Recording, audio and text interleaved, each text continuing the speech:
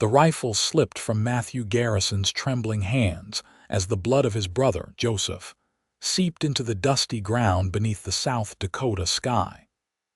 3 days of tracking had led him to this moment, a reckoning that left nothing but hollow victory and another grave to dig.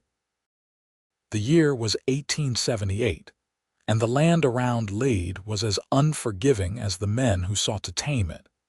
Heather Greene watched from the doorway of her modest cabin, her wheat-colored hair catching the fading sunlight. She had been preparing dinner when the shots rang out, 2 quick reports that echoed across the valley.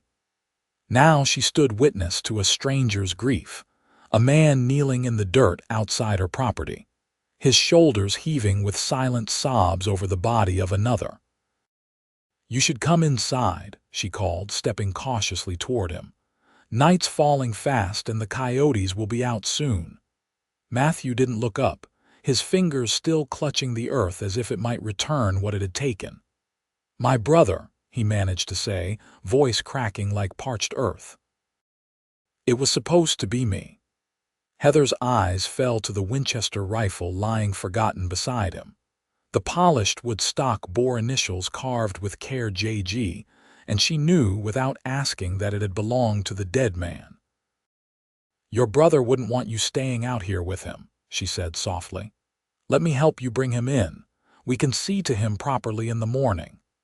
Matthew finally raised his head. His face was streaked with dust and tears, blue eyes startlingly bright against his weathered skin. "Why would you help a stranger?" "Because no one should be alone on a night like this," she answered, offering her hand. Together they carried Joseph's body to her barn, laying him on clean straw and covering him with a blanket. When they were done, Matthew stood staring at his brother's rifle, turning it over and over in his hands as if trying to find answers in the worn metal and wood. Heather approached him quietly. She could see the violence still simmering in him, the rage barely contained beneath his grief. The rifle trembled in his grip. "You've fought enough," she said gently, reaching for the weapon. Matthew's fingers tightened briefly before relaxing, allowing her to take it. "Tonight, just rest." He followed her into the cabin like a man sleepwalking, collapsing into a chair by her fire. Heather didn't press him to speak as she prepared a simple meal of beans and cornbread. She placed a steaming plate before him, watching as he stared into the flames. "They killed him because of me," Matthew finally said, his food untouched. "The Blackwell gang. I've been tracking them since Deadwood. Joseph wasn't even supposed to be here." Heather sat across from him, her own plate balanced on her knees. "Deadwood's rough country. What business did you have with such men, Justice?" The word hung between them, heavy with all it failed to encompass.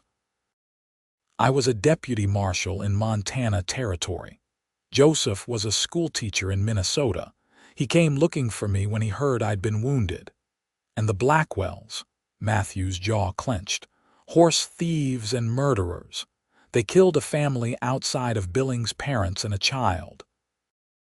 I was sent to bring them in, took a bullet for my trouble but tracked them as far as Deadwood before I fell ill." He gestured vaguely to his side, where Heather now noticed a dark stain on his shirt. She set her plate aside. "You're bleeding." "Old wound reopened. It's nothing. Let me see." Her tone left no room for argument. Matthew hesitated before reluctantly unbuttoning his shirt. A badly stitched wound curved along his ribs, angry and inflamed. Heather frowned. "This is infected. No wonder you've been having trouble with those men. You can barely stand." "Had to keep moving. Joseph found me delirious in Deadwood, decided he wouldn't leave my side until the job was done." Matthew's voice broke. "Stubborn fool, never listened to reason." Heather gathered clean cloths and what medicine she had. "Neither do you, it seems. Hold still." As she cleaned his wound, Matthew spoke haltingly of his brother, of Joseph's quick laugh and quicker mind, of the books he'd taught himself to read by candlelight, of his dreams for a school of his own someday. With each word, the weight of what had been lost seemed to press Matthew deeper into the chair. "The youngest Blackwell, Aaron, was waiting here when we arrived," he finished. "Must have split from the others. He got the drop on Joseph before I could." He stopped, the memory too raw to voice. "And Aaron Blackwell?" Heather asked quietly, wrapping a clean bandage around Matthew's torso. "Dead." The word carried no satisfaction. She nodded, securing the bandage before standing. "You need sleep. The fever from that wound won't break if you don't rest." Matthew shook his head. "The other Blackwells are still out there. You need to heal," she interrupted firmly. "One night won't change anything. Your brother is safe and so are you." Perhaps it was exhaustion or the fever that had been building in his blood for days, but Matthew found himself surrendering to her logic. He allowed her to lead him to a small room off the main living space, where a narrow bed waited. "Why are you alone out here?" he asked as she turned to leave. Heather paused in the doorway, her face partially hidden in shadow. "Not all battles leave visible scars, Mr. Garrison. Sleep well." The night passed in fragments for Matthew. Fever dreams where Joseph called his name, where bullets tore through flesh and blood stained the earth. He woke several times to find Heather beside him, pressing a cool cloth to his forehead or urging him to drink water. By morning, the fever had broken, leaving him weak but clearer of mind. He found Heather in the yard behind the cabin, digging. The hole was already knee-deep, her movements methodical and practiced. "I can do that," he said, stepping forward. She straightened, wiping sweat from her brow with the back of her hand. "You shouldn't be up yet." "He was my brother." Heather studied him for a moment before nodding and handing over the shovel.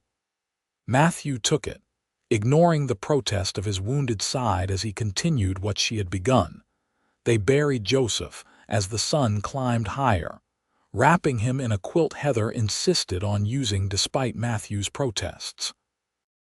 No words seemed adequate as the earth covered his brother's body, so Matthew said nothing, merely standing with his hat in his hands as Heather read passages from a Bible she'd brought out.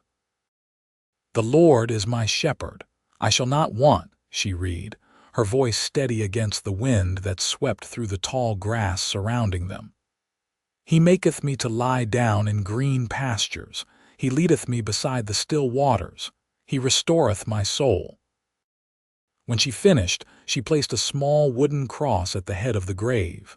Matthew stared at it, wondering how something so simple could mark the end of such a complex life.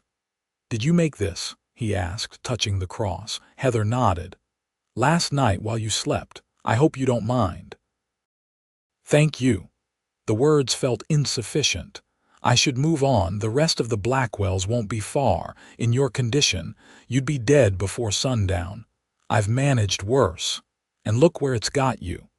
Her green eyes flashed with unexpected fire. "Your brother is in the ground because you were too stubborn to heal properly before hunting dangerous men." The accusation struck like a physical blow. Matthew stepped back, his face hardening. "You don't know what you're talking about, don't I? I've seen enough men destroy themselves for vengeance to recognize the signs." She gestured toward the cabin. "Come inside, you need to eat and that bandage needs changing." "I don't need your charity." "It isn't charity," she snapped. "It's common sense. Those men killed your brother. You think they won't hesitate to finish the job if they find you barely able to stand." Logic warred with his need for immediate action. Finally, Matthew nodded curtly and followed her inside. Over the next 3 days, an uneasy truce formed between them. Heather tended his wound, which improved rapidly under her care, while Matthew helped with the heavier work around her small homestead, chopping wood, mending a section of fence, reinforcing the barn door that had begun to sag on its hinges. They spoke little during the day, but in the evenings, as they ate by the fire, words came more easily. Matthew learned that Heather had been in lead for 2 years, having come west with her husband who died of pneumonia the first winter. She had chosen to stay rather than return east to a family that had opposed the marriage. Henry always dreamed of building something out here, she explained on the third night, her fingers working skillfully as she mended one of Matthew's shirts. Seemed wrong to abandon that dream just because he couldn't see it through. It's a hard life for a woman alone, Matthew observed. It's a hard life for anyone alone. She set aside her sewing to pour them both coffee. That's why communities matter out here. My nearest neighbors are the Hansons, about 2 miles east. Good people. They help when they can, and I do the same. Is that what I am? A neighbor in need of help, her lips curved slightly. You're more like a stray I found bleeding in my yard. The unexpected humor startled a laugh from him, a rusty sound he barely recognized. Fair enough. That night, Matthew dreamed not of his brother's death, but of Heather, of her hands gentle on his skin as she changed his bandage, of her voice reading scriptures over Joseph's grave, of her quiet strength as she worked the land that would have defeated many. He woke unsettled, his body healing but his mind increasingly torn between the vengeance he'd promised his brother and the peace he'd found in this small cabin. On the fourth morning, as they ate breakfast, Heather asked the question he'd been dreading. "What will you do when you're well enough to leave?" Matthew set down his fork. "You know the answer to that. Find the Blackwells. Then what? Kill them all. Bring them to justice." "There's no jail in Lead that could hold men like that. You mean to be judge, jury, and executioner?" When he didn't deny it, she continued, "Is that what your brother would want? For you to become what you hunt?" "What would you have me do?" Matthew demanded, frustration rising. "Let them go. Let Joseph's death mean nothing. His death already means something. It means he loved you enough to follow you into danger." Heather's eyes held his. "Don't dishonor that by throwing your life away for revenge." Before Matthew could respond, the sound of approaching horses drew their attention. He was on his feet instantly, reaching for Joseph's rifle, which now leaned against the wall by the door. "Stay inside," he instructed, moving to the window. 3 riders were approaching slowly, their horses picking a careful path down the slope toward the cabin. Matthew recognized them immediately, the remaining members of the Blackwell gang. Daniel, the oldest, led the way, his distinctive red beard visible even at a distance. Behind him rode the twins, Samuel and Seth, almost indistinguishable except for the scar that bisected Seth's left eyebrow. "It's them," Matthew said grimly. "They must have been tracking me." Heather joined him at the window. "What will you do?" The rifle felt heavy in his hands, Joseph's rifle, which had failed to save him.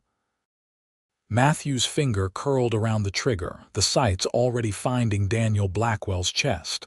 "One shot. That's all it would take to begin settling the debt, Matthew."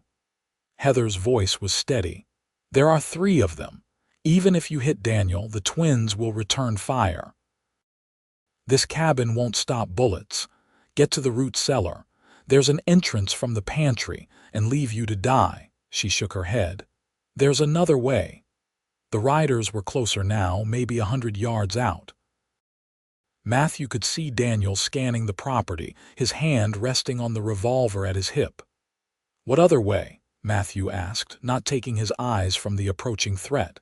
"Let me talk to them. They don't know who I am." "Absolutely not. Listen to me," Heather insisted, gripping his arm. "I'll tell them I haven't seen anyone matching your description, that I've been alone. They might believe a woman when they wouldn't believe a man. And if they don't, then we're no worse off than we are now." She met his gaze steadily. "I'm not asking permission, Matthew. I'm telling you my plan. Stay out of sight and be ready if things go wrong, but give this a chance." Before he could argue further, she was moving toward the door, smoothing her skirt and tucking stray hairs back into place. Matthew cursed under his breath but stepped back from the window. positioning himself where he could see the yard without being visible from outside. Heather stepped onto the porch just as the riders reached the edge of the yard. She shaded her eyes with one hand, the perfect picture of a frontier woman surprised by visitors. "Can I help you, gentlemen?" she called, her voice carrying easily across the distance. Daniel Blackwell reined his horse to a stop, the twins flanking him. "Good morning, madam. Sorry to intrude on your property. We're looking for a man who might have passed this way. Tall fellow, dark hair, probably wounded." "I haven't seen anyone like that," Heather replied. "Been alone here since my husband passed last winter." From his position inside, Matthew could see Daniel's eyes narrowing with suspicion. "Mind if we have a look around? Man we're after is dangerous. Wouldn't want a lady like yourself caught unawares." Heather hesitated, playing her part perfectly. "I suppose that would be all right. Though I don't know what you expect to find. It's just me and the chickens here." She stepped aside as Daniel dismounted, handing his reins to Seth. The older man approached the porch, removing his hat in a gesture of courtesy that looked grotesque coming from hands Matthew knew had killed without remorse. "Appreciate your cooperation, madam. I'm Daniel Blackwell. These are my brothers, Seth and Samuel. We're in the cattle business up north." "Heather Greene." She offered a tight smile. "What has this man done that you're looking for him?" Daniel's expression darkened. "Killed our youngest brother in cold blood, shot him down without warning or chance to surrender." Matthew's grip tightened on the rifle, rage building at the lie. It had been Aaron who ambushed them, Aaron who fired first, catching Joseph in the chest before Matthew could react. "That's terrible," Heather said, sounding appropriately shocked. "When did this happen?" "Few days back near Deadwood, been tracking him since. Trail led this way." Daniel studied her face. "You sure you haven't seen anyone suspicious?" "Positive. I don't get many visitors out here." Daniel nodded slowly, but Matthew could see he wasn't convinced. The outlaw's hand drifted closer to his gun as his gaze moved past Heather to the cabin door. "Mind if I check inside, just to be thorough?" Heather's hesitation this time was real. "I don't think that's necessary. Won't take but a minute." Daniel was already moving toward the door, his friendly demeanor slipping.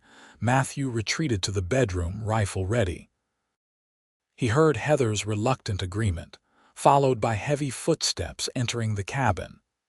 The main room was small enough that it wouldn't take long for Daniel to determine it was empty, which would lead him directly to the bedroom. The door swung open. Daniel Blackwell stood framed in the opening, surprise registering on his face for only a second before his hand dropped to his gun. Matthew was faster. Joseph's rifle barked once, the bullet striking Daniel in the shoulder and spinning him around with the impact. Daniel stumbled backward, crashing into the table. His shout of pain brought the twins running.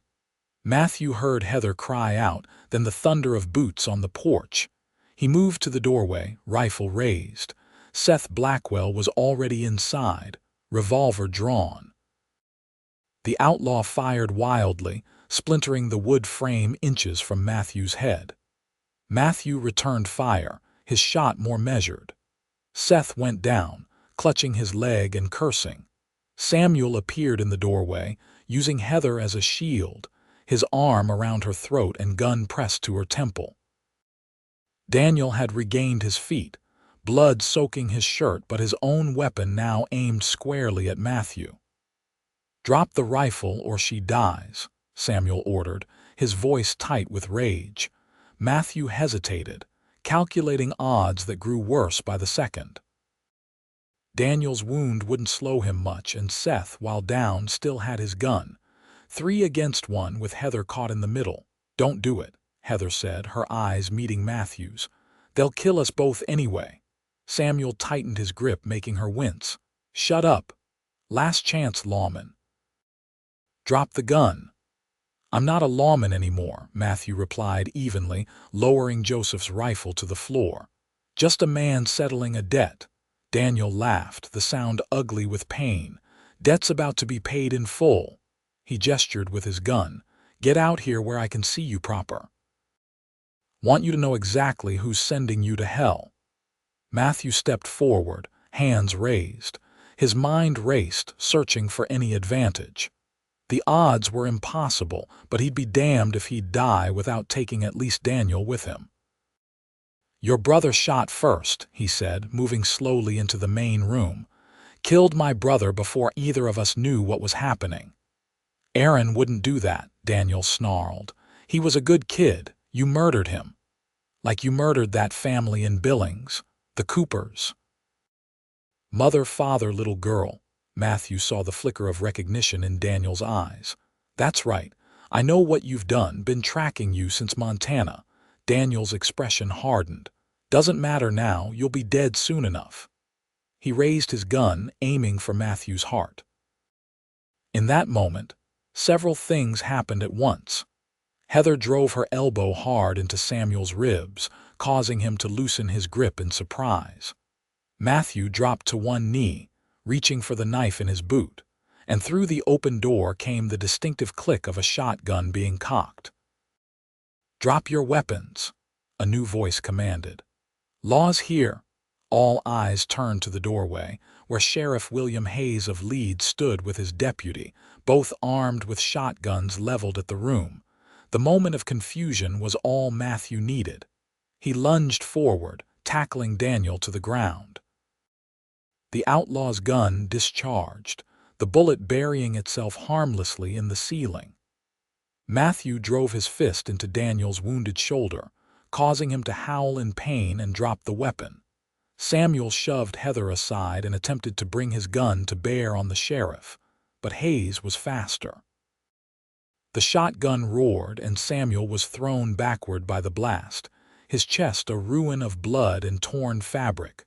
Seth, seeing his twin fall, dropped his own weapon, raising his hands in surrender.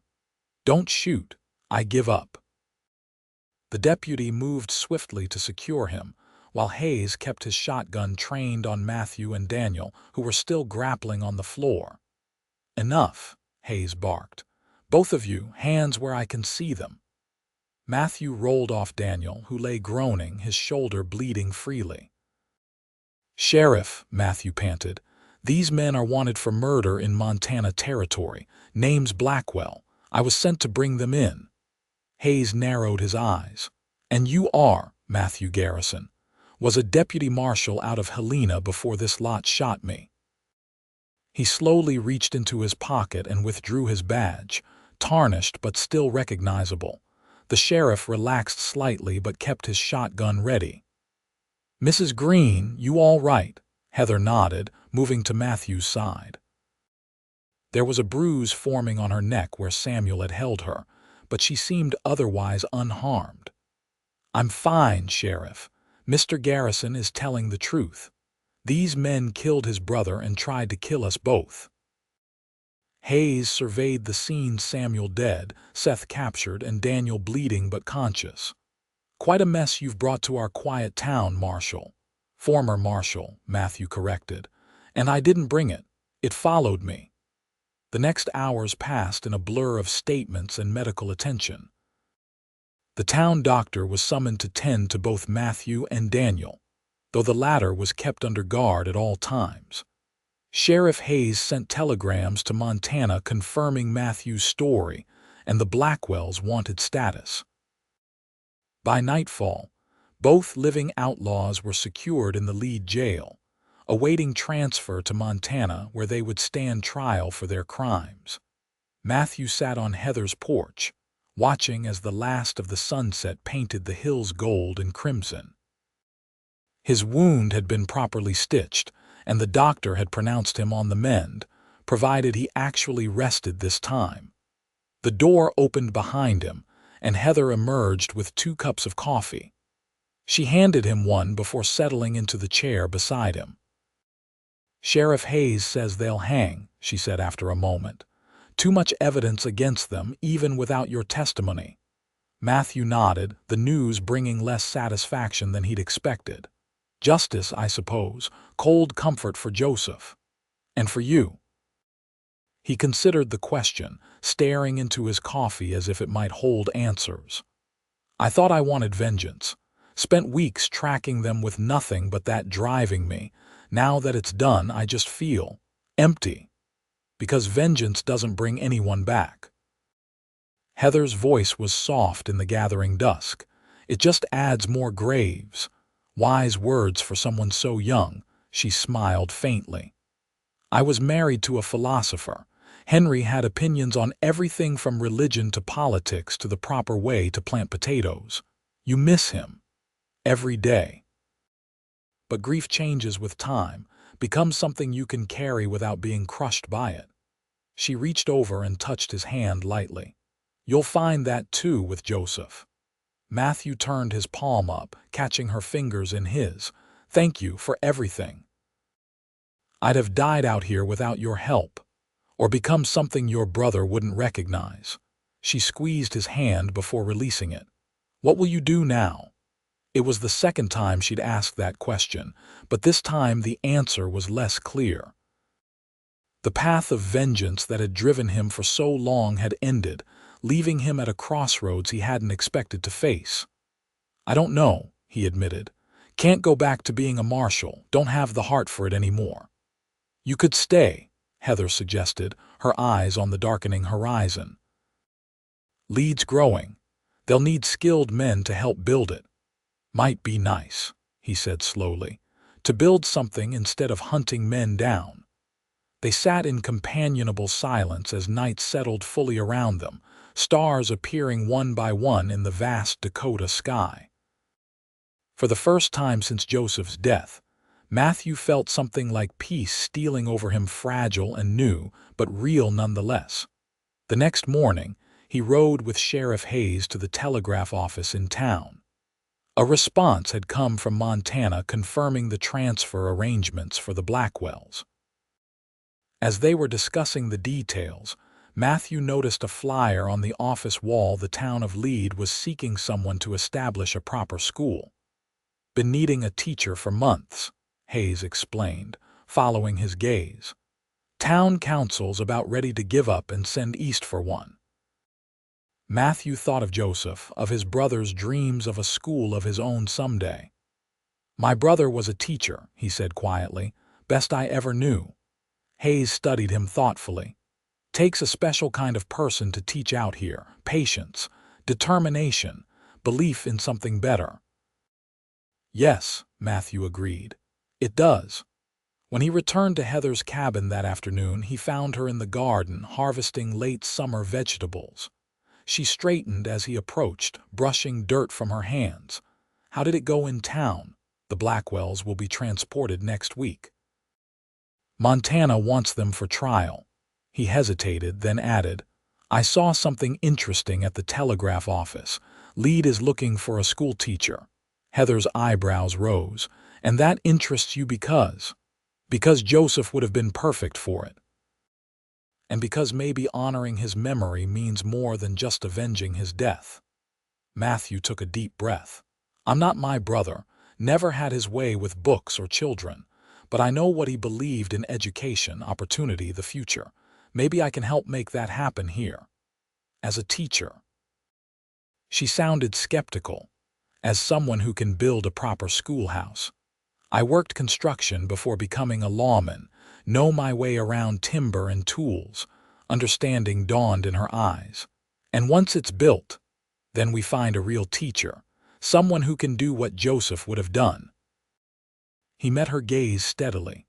But I'd need a place to stay while I work. Was wondering if you might have room for a paying boarder. A slow smile spread across Heather's face. I might. Though I warn you, I expect help with chores in addition to rent. Seems fair. As summer gave way to autumn, Matthew threw himself into the work of building Lead's first proper schoolhouse. The town council, impressed by his dedication and skills, provided the materials and some labor, but much of the construction fell to him. He didn't mind. Each beam raised, Each nail driven felt like a step away from the violence that had defined his recent past. He continued to board with Heather, their initial wariness gradually transforming into friendship, and then something deeper. They settled into a comfortable routine, sharing meals, working side by side on her homestead in the evenings after he returned from town, sitting by the fire as winter's chill began to claim the nights. They spoke often of Joseph and sometimes of Henry, keeping the memories of both men alive in their stories. By early December, the schoolhouse was nearly complete. A teacher had been hired, a young woman from St. Louis with impressive credentials and a determination that reminded Matthew painfully of his brother. The school would open after the new year, bringing Joseph's dream to life in a way Matthew had never anticipated. On a crisp Sunday morning, with snow blanketing the hills around Lead, Matthew and Heather stood before Joseph's grave. 6 months had passed since they'd laid him to rest, and in that time, the simple wooden cross Heather had made had weathered to a soft gray. Matthew knelt, brushing snow from the base of the cross where he'd carved his brother's full name and dates. "I wish he could see what you've built," Heather said softly. "He'd probably point out all the ways I could have done it better." Matthew smiled at the thought. Joseph was never shy about offering improvements. The sign turned out well. Matthew nodded, thinking of the carefully painted sign that now hung above the schoolhouse door, Joseph Garrison Memorial School. It had been the town council's suggestion, their way of honoring the man whose death had inadvertently brought a needed skill to their community.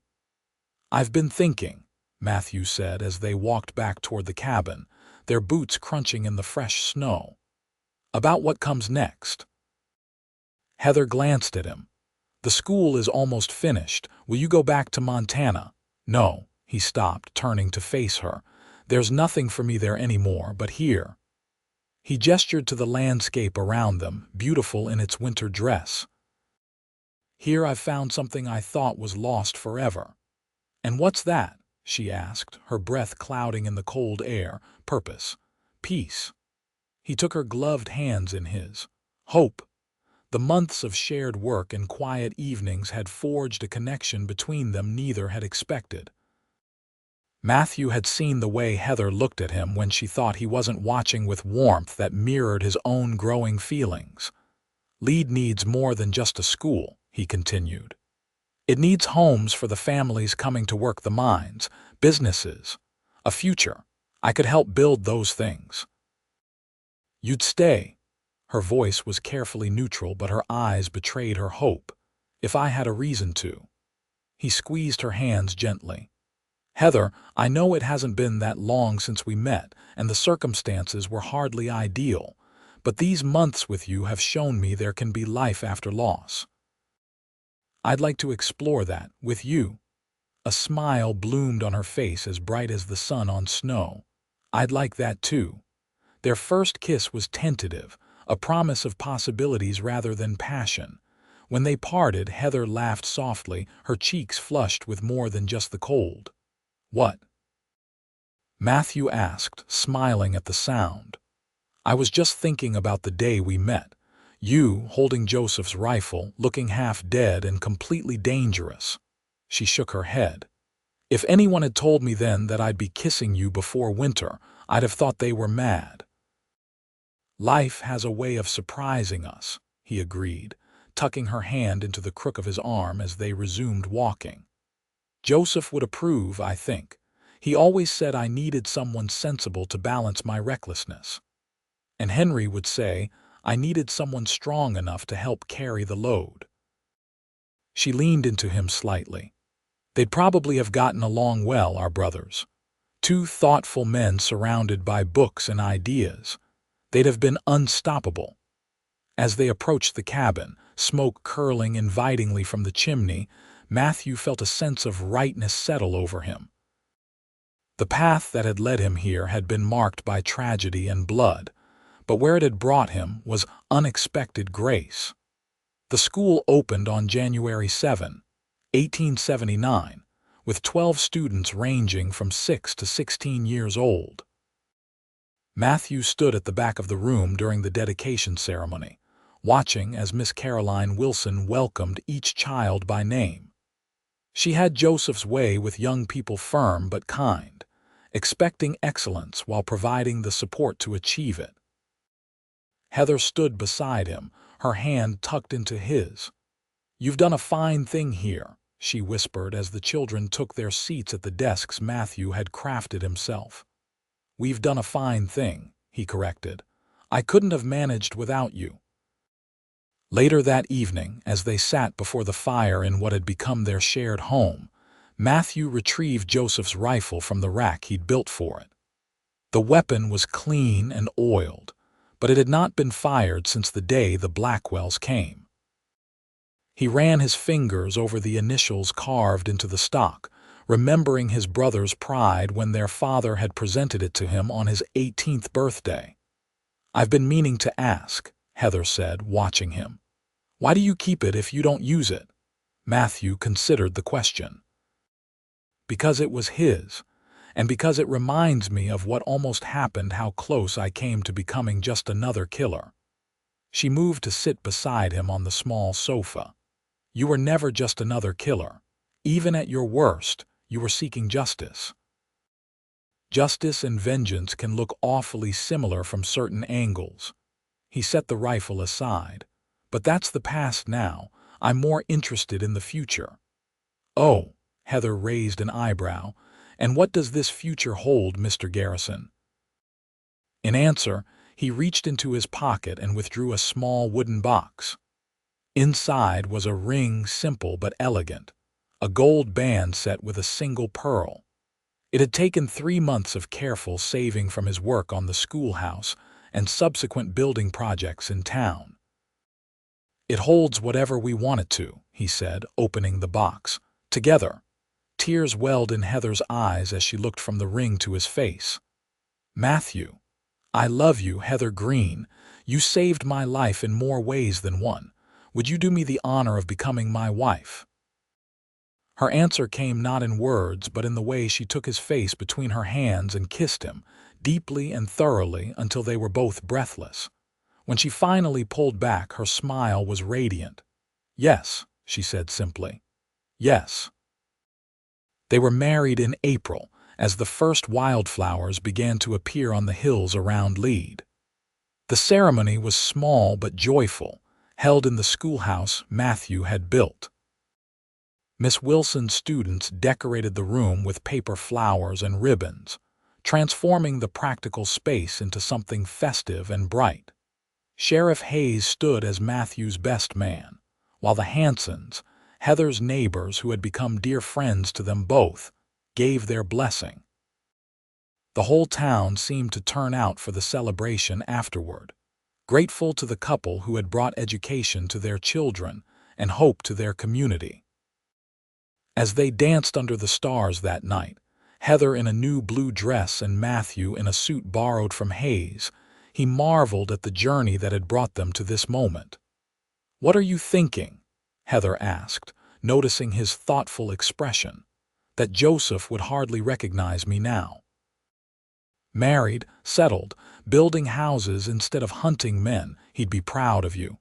She rested her head on his shoulder as they swayed to the fiddle music. "So would Henry."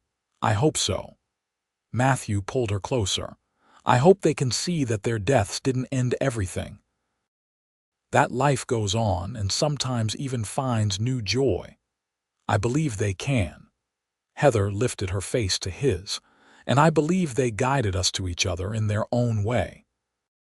Matthew smiled, thinking of the unlikely series of events that had led him to her door that fateful day, Joseph's insistence on following him, Aaron Blackwell's unexpected presence in Lead, the wound that had weakened him enough to need help.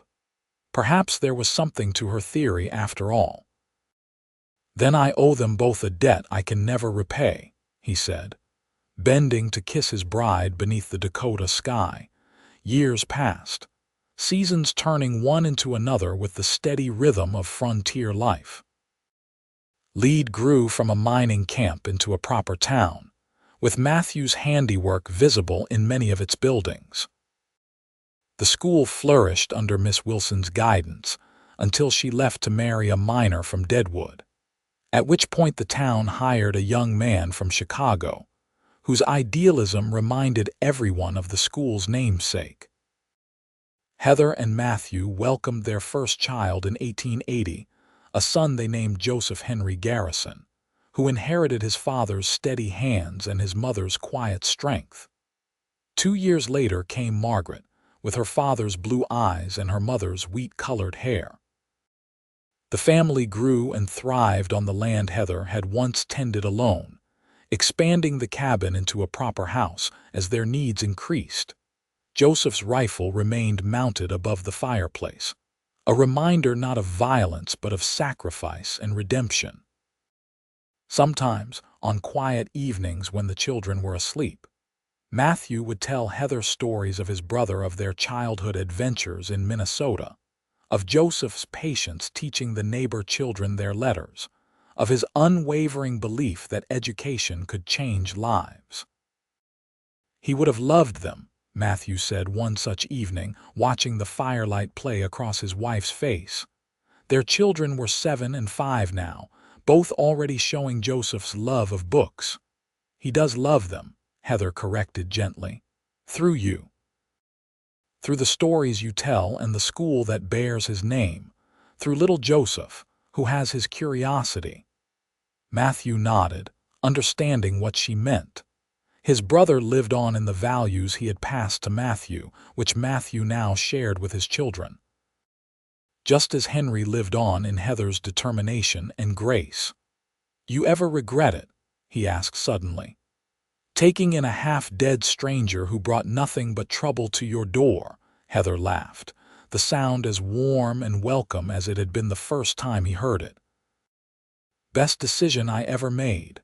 She leaned against him, her head fitting perfectly beneath his chin. "Even if you did bleed all over my good quilts." "I replaced those quilts," he reminded her, wrapping his arm around her shoulders. "You did more than that." She placed her hand over his heart. "You filled an empty house with family again. Gave me children I thought I'd never have. Built a life neither of us expected but both of us needed." Outside, the wind sang through the pines that surrounded their home. Inside, the fire crackled companionably, casting dancing shadows across the walls. Matthew thought of the man he had been when he first arrived in Lead, consumed by rage, hollow with grief, seeing nothing beyond vengeance. That man would never have imagined this quiet contentment, this profound peace. "I love you," he said, the words as true now as when he'd first spoken them beside Joseph's grave. "Every day more than the last." Heather smiled up at him, the years having only enhanced her beauty in his eyes. "And I love you, my stubborn, honorable builder of dreams." In the corner, little Joseph's wooden horse sat waiting for morning play. Margaret's doll rested beside it, both toys crafted by Matthew's hands during long winter evenings. On the wall hung a sampler Heather had stitched when they were first married. "Love bears all things, believes all things, hopes all things, endures all things." Words that had proven true through the years of their marriage, through the challenges of frontier life, through the memories that sometimes still haunted them both. They had built something neither could have created alone: a family, a legacy, a future. And it had all begun on that dusty day when a grieving man held his dead brother's rifle, and a compassionate woman took it gently from his hands, whispering words that would change both their lives forever. "You've fought enough.